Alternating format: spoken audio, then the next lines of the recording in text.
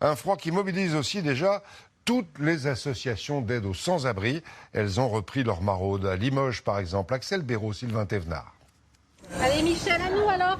À nous. Qu'est-ce que vous voulez? Ils ont prévu de la soupe, du café, mais aussi des couvertures et des habits chauds.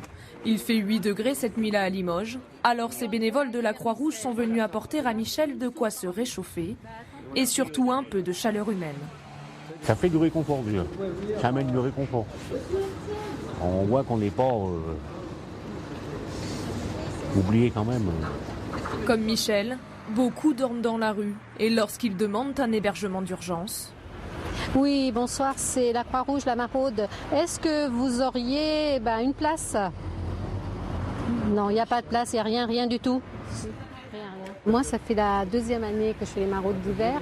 Toute l'année dernière, ça a été la même chose. Jamais on n'a pu caser quelqu'un au 115. Jamais. Célia et Daniel effectuent tous les deux leur première maraude. Ils ont 60 ans d'écart, mais la même envie de donner un peu de leur temps aux autres. Je suis en première année d'infirmière, c'est quand même la voie du social aussi. Et comme on touche toutes les populations, j'avais envie d'être active aussi avec des populations que je ne vois pas forcément quand je vais à l'hôpital.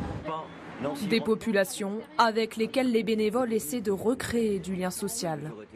Ça rassure un peu, d'une certaine manière. On existe, c'est tout.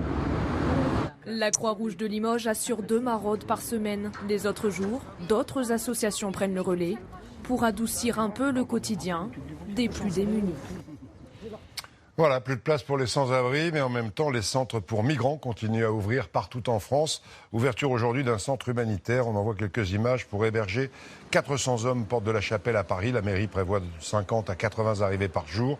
Centre très provisoire pour les héberger quelques jours avant de les orienter ailleurs.